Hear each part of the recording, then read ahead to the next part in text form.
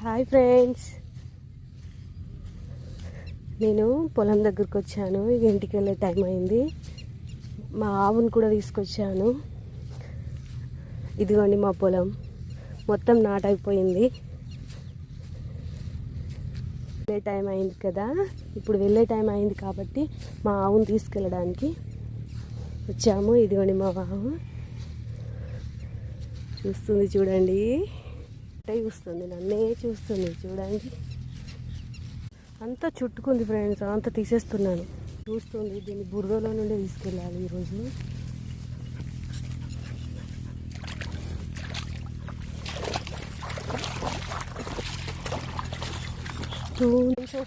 వస్తుంది.